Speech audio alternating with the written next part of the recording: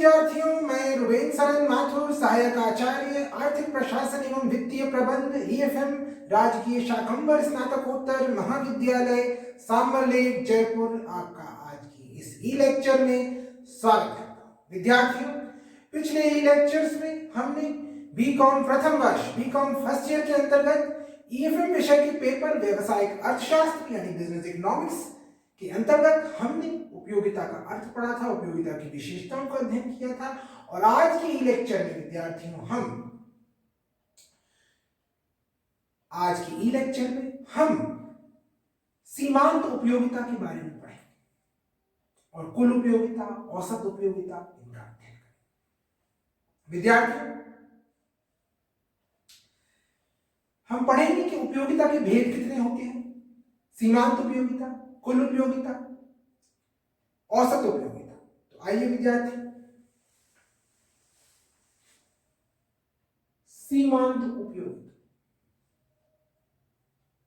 सीमांत उपयोगिता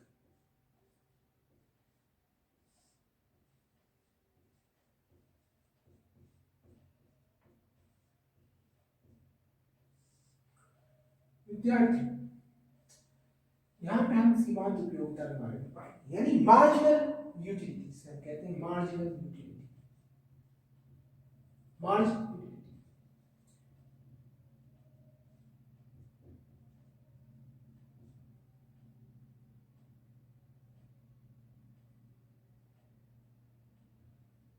विद्यार्थी, मार्जिनल यूटिलिटी यानी सीमांत उपयोगिता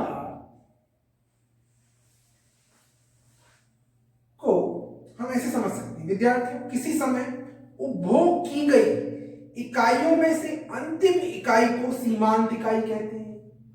किसी समय उपभोग की गई इकाइयों में से अंतिम इकाई को हम क्या कहेंगे, सीमांत इकाई। और इस सीमांत इकाई से प्राप्त उपयोगिता ही सीमांत उपयोगिता कहलाती है। यानी किसी समय उपभोग की गई इकाइयों में से अंतिम इकाई को सीमांत इकाई कहते हैं और इस सीमांत इकाई से प्राप्त उपयोगिता को हम सीमांत उपयोगिता कहते हैं। अर्थात उपभोग करते करते उपभोक्ता जहां उपयोग करना बंद कर देता है, उस इकाई को अंतिम या सीमांत इकाई कहते हैं। विद्यार्थियों, और उस इकाई से प्राप्त उपयोगिता को अंतिम इकाई की उपयोगिता या सीमांत उपयोगिता कहते हैं। उपभोक्ता, स्टूडेंट्स, उपभोक्ता किसी वस्तु की विभिन्न इकाइयों का उपयोग एक के बाद दूसरी, दूसरी के बाद तीसरी, तीसरी के बाद चौथी, चौथी के बाद पांचवी आदि क्रम में ही करता है। अतः उपभोक्ता द्वारा उपभोग की जा रही वस्तु की एक अतिरिक्त इकाई, एडिशनल यूनिट के उपयोग करने पर जो अतिरिक्त उपयोगिता यानी एडिशनल यूटिलिटी प्राप्त होती है, वह सीमांत उपयोगिता कहलाती है। अर्थात एक अतिरिक्त इकाई के उपभोग द्वारा कुल उपयोगिता यानी टोटल यूटिलिटी में जो वृद्धि होती है, उसे हम सीमांत उपयोगिता कह सकते हैं। इसे इस प्रकार भी कह सकते हैं कि किसी वस्तु कि एक इकाई को उपभोग से हटा देने पर कुल उपयोगिता में जो कमी या अंतर आता है, वह हटाई गई वस्तु की सीमांत उपयोगिता होती है। विद्यार्थियों, आरएच लेफ्टविच सीमांत उपयोगिता के संबंध में कहते हैं कि यह कुल उपयोगिता में होने वाला वह परिवर्तन है जो प्रति इकाई समय के अनुसार वस्तु के उपभोग में एक इकाई के परिवर्तन से होता है। कहते हैं आरएच लेफ्टविच इस संबंध में कहते हैं कि यह कुल उपयोगिता में होने वाला वह परिवर्तन है जो प्रति इकाई समय के अनुसार वस्तु के उपभोग में एक इकाई के परिवर्तन से होता है। जैसे कोई उपभोक्ता किसी समय किसी वस्तु की केवल 2 इकाइयों का उपभोग करता है, जिससे उसे क्रमशः हम कह सकते हैं 15 व 12 उपयोगिता प्राप्त होती है। यानी कुल उपयोगिता 27 प्राप्त होती है उसको। यदि वह उस वस्तु की एक और इकाई का उपयोग करता है तो उसे 37 कुल उपयोगिता प्राप्त होती है। यानी पहली इकाई से उसे 15 की उपयोगिता प्राप्त हुई, दूसरी इकाई से उसे 12 की उपयोगिता प्राप्त हुई, तो कुल उपयोगिता 27 हो गई। तो उसने 2 इकाइयों का उपभोग किया। अब वो यदि तीसरी इकाई का भी उपभोग करता है तो उसकी कुल उपयोगिता अब क्या हो जाती है, 27 की जगह 37 हो जाती है। तो तीसरी इकाई सीमांत इकाई हो गई, आखिरी इकाई। और इससे प्राप्त जो सीमांत उपयोगिता क्या है, पहले हमारी कुल उपयोगिता कितनी थी 27, अब कितनी 37। तो इसका मतलब 10 की अतिरिक्त उपयोगिता प्राप्त हुई। तो ये सीमांत उपयोगिता क्या है, 10 है। बोल्डिंग इस संबंध में कहते हैं कि सीमांत उपयोगिता का विश्लेषण करते बोल्डिंग कहते हैं कि किसी वस्तु की मात्रा की सीमांत उपयोगिता उसकी कुल उपयोगिता में वह वृद्धि है जो उपभोग में एक और इकाई के परिणाम स्वरूप होती है। वे कहते हैं the marginal utility of any quantity of A commodity is the increase in total utility which results from a unit increase in consumption। Boulding कहते हैं कि किसी वस्तु की मात्रा की सीमांत उपयोगिता उसकी कुल उपयोगिता में वह वृद्धि है जो भोग में एक और इकाई के परिणाम स्वरूप होती है। इस प्रकार हम ये कह सकते हैं कि सीमांत उपयोगिता कुल उपयोगिता में उस परिवर्तन को लाती है जो अतिरिक्त इकाई के उपभोग के कारण आता है।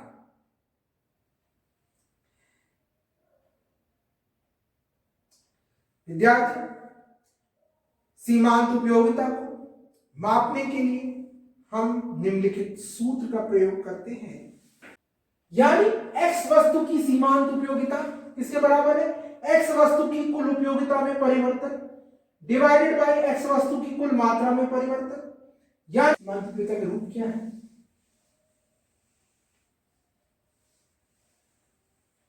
तो सीमांत उपयोगिता विद्यार्थियों धनात्मक भी हो सकती है।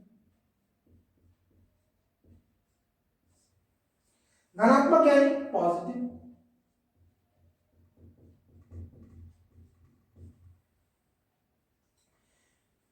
जीरो भी हो सकती है, शून्य,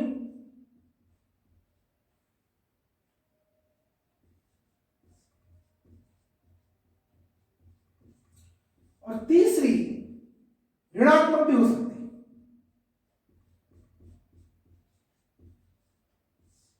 नेगेटिव।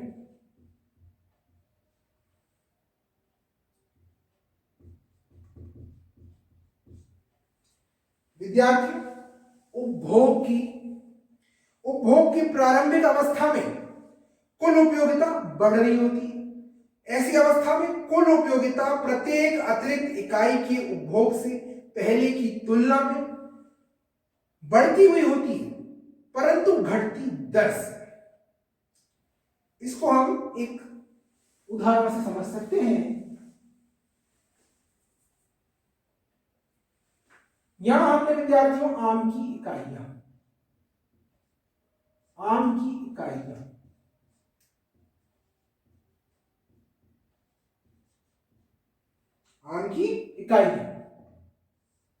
यहां हमने डाल दी, ये हम ले रहे हैं कुल उपयोगिता,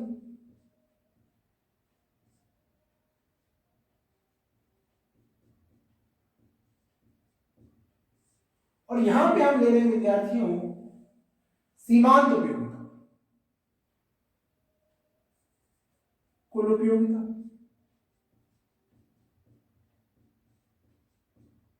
और यहां पर सीमांत उपयोगिता।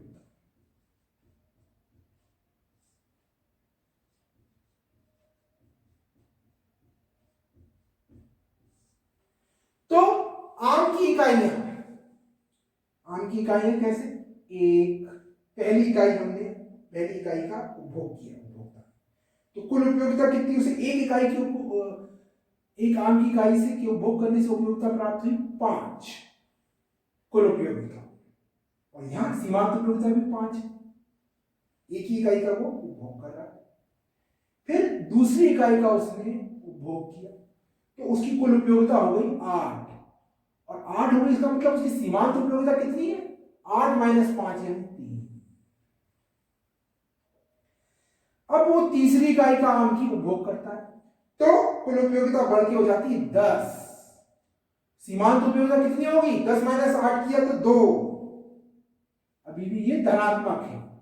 अब वो आम की चौथी इकाई का उपभोग करता है, तो जब चौथी इकाई का उपभोग करता है तो उसकी कुल उपयोगिता वही रहती है, 10 ही रहती है। तो 10 माइनस 10 सीमांत उपयोगिता, आम की चौथी इकाई के उपभोग करने से उसे कितनी उपयोगिता प्राप्त हुई? 0, 0।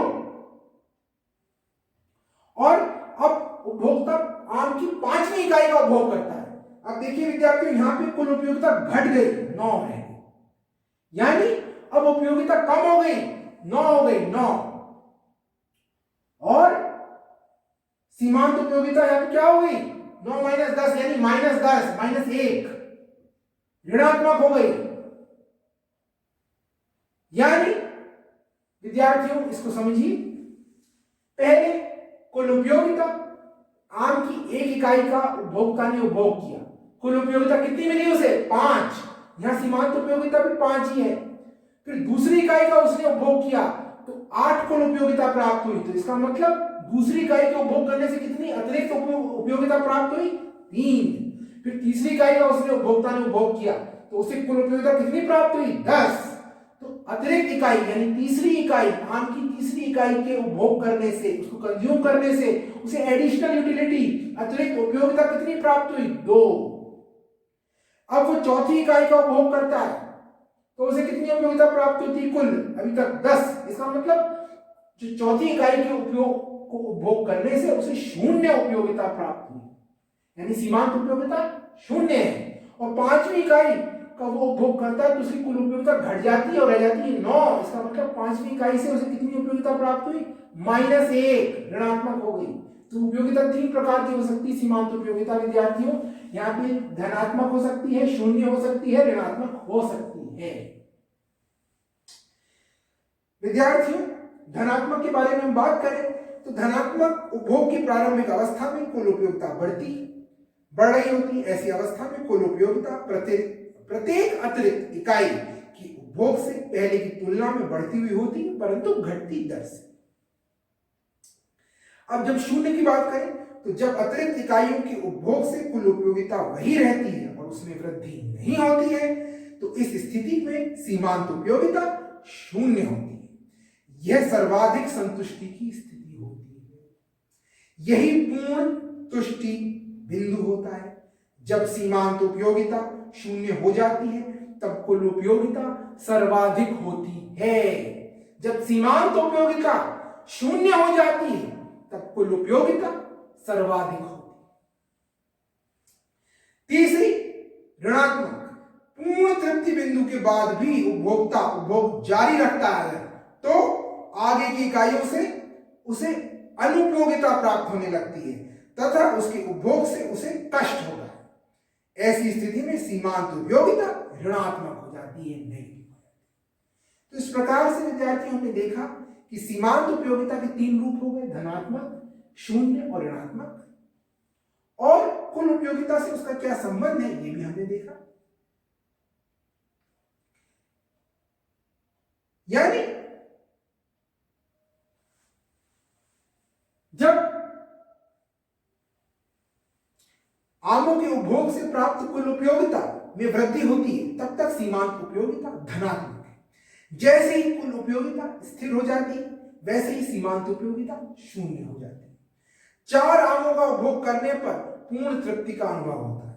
5वें आम का उपभोग करने से कुल उपयोगिता में गिरावट होने लगती है और सीमांत उपयोगिता ऋणात्मक हो जाती है।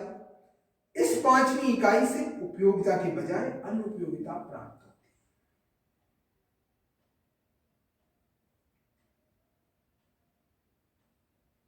विद्यार्थी, इसको हम कार्य के माध्यम से समझें।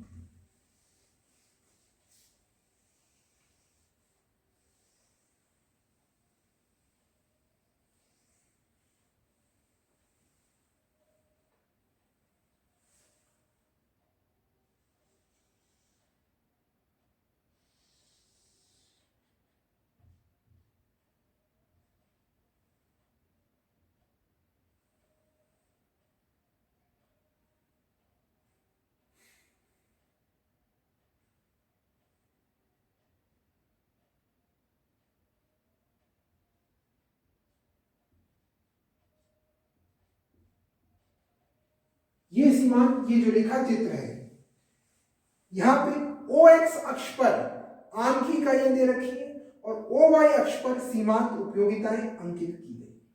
तो OY जो अक्ष है, ये जो OY अक्ष है, इस पर सीमांत उपयोगिता दर्शाई गई है और OX अक्ष पर आम की इकाइयां दर्शाई गई। देखिए विद्यार्थियों, पहली इकाई का उपभोग किया उपभोक्ता ने, कंज्यूमर ने, तो उसको कितनी सीमांत उपयोगिता प्राप्त हुई? एक इकाई से कितनी प्राप्त हुई? 5। अब दूसरी इकाई से कितनी प्राप्त हुई? ये दूसरी इकाई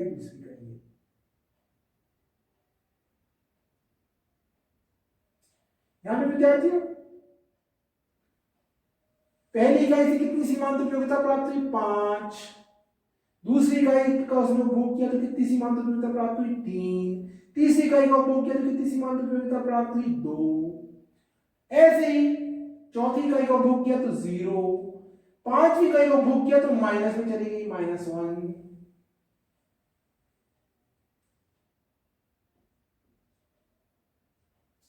इस प्रकार से विद्यार्थियों हम देख सकते हैं कि पांचवी इकाई की माइनस में चली गई,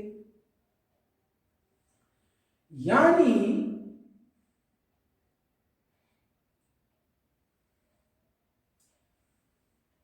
ये जो स्तर है, ये है पूर्ण संतुष्टि का।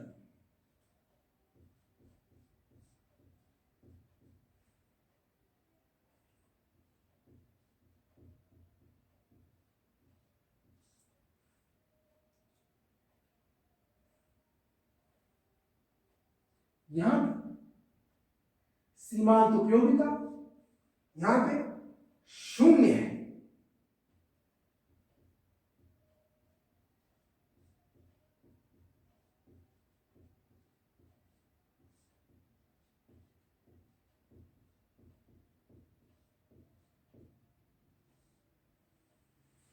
तो विद्यार्थियों, यहां पे जो सीमांत उपयोगिता है, यहां पे 0 है और कुल उपयोगिता यहां पे 1। पहली इकाई से 5 प्राप्त हुई, दूसरी इकाई से 3, तीसरी इकाई से 2, चौथी इकाई से 0 और पांचवी इकाई से माइनस में चली गई।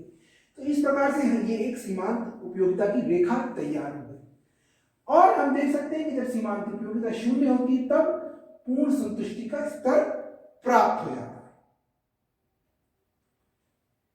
अब बात करते हैं विद्यार्थियों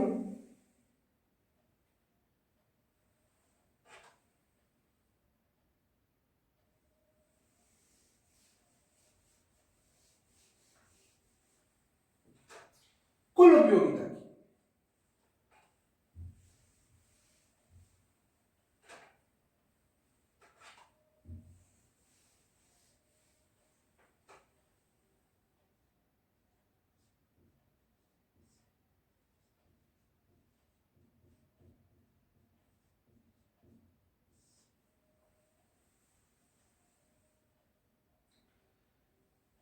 उपभोक्ता द्वारा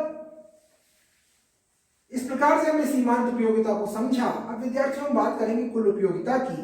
तो उपभोक्ता द्वारा किसी वस्तु की उपभोग की गई समस्त इकाइयों से प्राप्त उपयोगिता का योग ही कुल उपयोगिता कहलाता है। विद्यार्थी, दूसरे शब्दों में समस्त सीमांत उपयोगिताओं का योग कुल उपयोगिता होता है। प्रोफेसर मेयर्स ने कुल उपयोगिता के संबंध में कहा है कि कुल उपयोगिताओं को संतुष्टि की वह मात्रा बताया है जो किसी वस्तु की निश्चित मात्रा के उपभोग से या उसके स्वामित्व से प्राप्त होती है। वो कहते हैं, total utility is the amount of satisfaction derived from the consumption और possession of a good. It is the sum of marginal utilities associated with the consumption of successive units.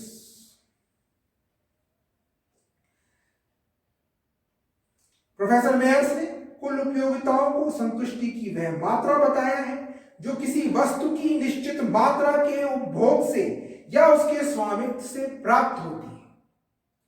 उन्होंने आगे कहा है कि किसी वस्तु की उत्तरोत्तर इकाइयों के उपभोग के परिणाम स्वरूप प्राप्त सीमांत उपयोगिता का योग कुल उपयोगिता है।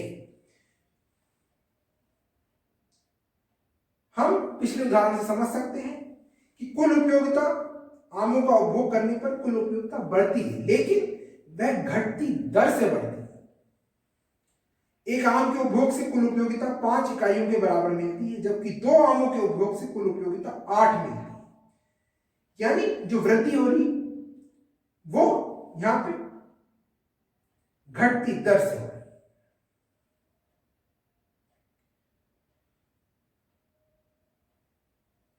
हम समझ सकते हैं कि कुल उपयोगिता उस समय तक घटती दर से बढ़ती रहती है जब तक सीमांत उपयोगिता धनात्मक होती है। जब सीमांत उपयोगिता धनात्मक होती है तब कुल उपयोगिता उस समय तक घटती दर से बढ़ती रहती है जब तक सीमांत उपयोगिता धनात्मक होती है।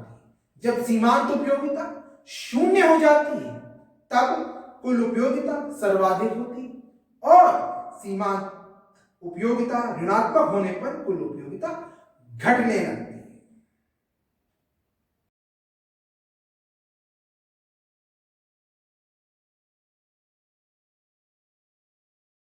अब हम बात करेंगे सीमांत और कुल उपयोगिता में संबंध की।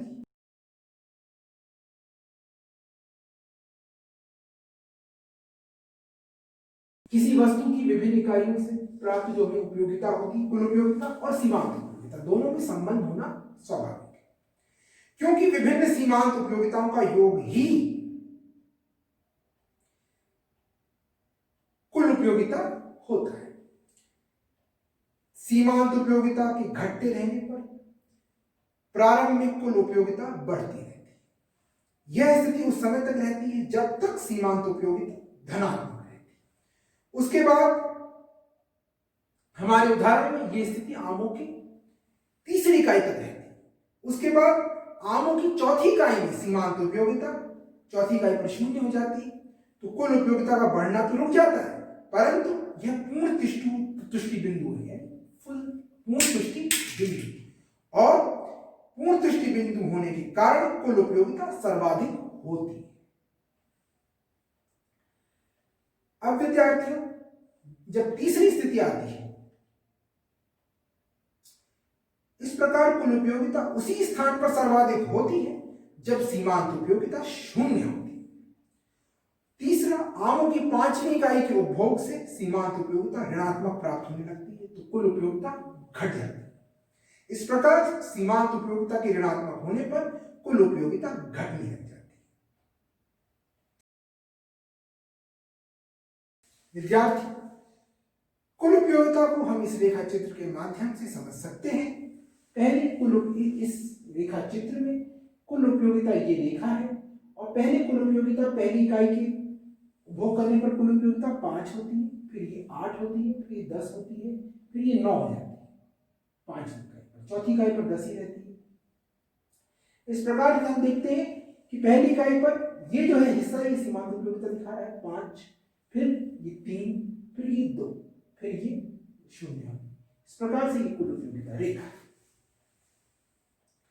अब विद्यार्थियों,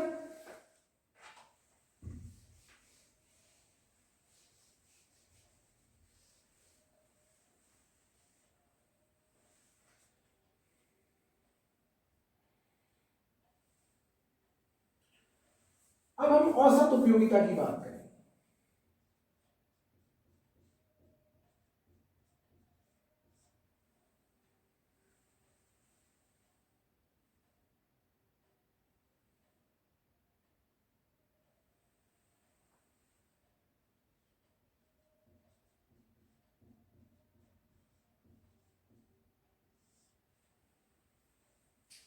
विद्यार्थी, औसत उपयोगिता किसी वस्तु की विभिन्न इकाइयों के उपभोग से, किसी वस्तु की विभिन्न इकाइयों के उपयोग से प्राप्त कुल उपयोगिता में उपभोग की गई इकाइयों की कुल संख्या का भाग देने से जो भाज्यफल प्राप्त होता है वह औसत उपयोगिता के बराबर होता है। यानी ये किसके बराबर है?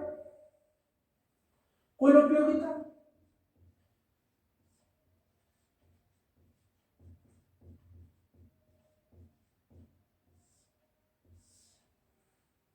बराबर डिवाइडेड बाई इकाइयों की संख्या।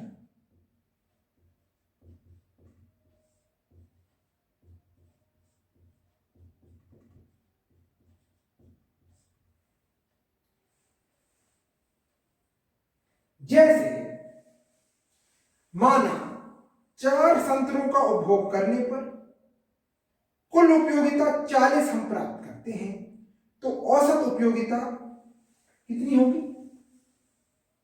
हम चार संतरों का उपयोग करने पर हम 40 उपयोगिता प्राप्त करते हैं, तो कुल उपयोगिता कितनी हो, तो औसत उपयोगिता कितनी होगी? 40 डिवाइडेड बाई 4 यानी 10।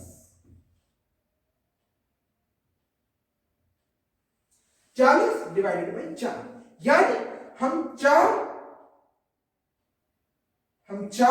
संतरों का उपभोग करने से 40 उपयोगिता प्राप्त करते हैं। कुल उपयोगिता क्या है? 40। और हमारी जो इकाइयां हैं संतरों की वो कितनी है? 4। 40 का हमने 4 से भाग किया तो औसत उपयोगिता कितनी हुई? 10।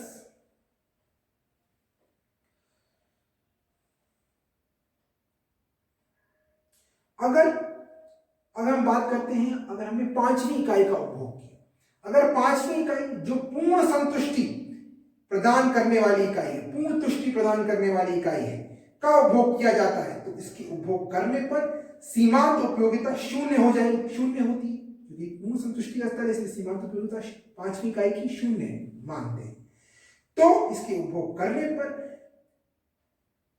पर सीमांत उपयोगिता शून्य है, इस कारण से कुल उपयोगिता अपरिवर्तित रहेगी। अगर हम 5वीं इकाई का भी उपभोग कर लेते हैं तब भी कुल उपयोगिता 40 ही रहेगी, 40 ही रहेगी। और औसत उपयोगिता अब क्या हो जाएगी? उपयोगिता अब क्या हो जाएगी? 40 डिवाइडेड बाई 5 यानी 8 की अब इकाइयां बढ़ गई, लेकिन कुल उपयोगिता तो वही रही, इसलिए औसत उपयोगिता अब घट जाएगी और हो जाएगी 8।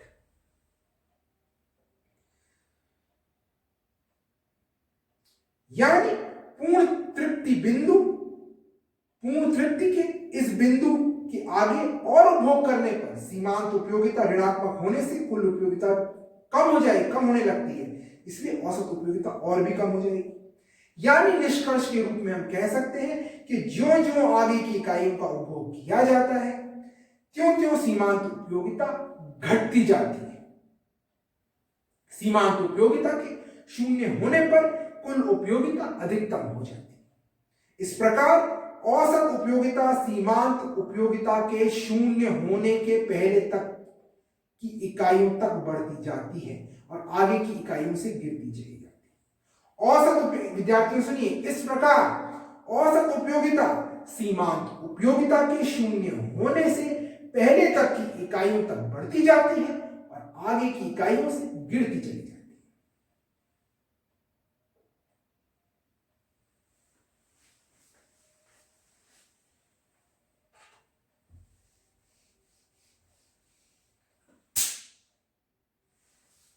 इस प्रकार आज की लेक्चर में विद्यार्थियों हमने सीमांत उपयोगिता, कुल उपयोगिता और औसत उपयोगिता के बारे में अध्ययन किया। आज की लेक्चर में इतना ही। आगे की लेक्चर में हम अध्ययन करेंगे। बहुत बहुत धन्यवाद।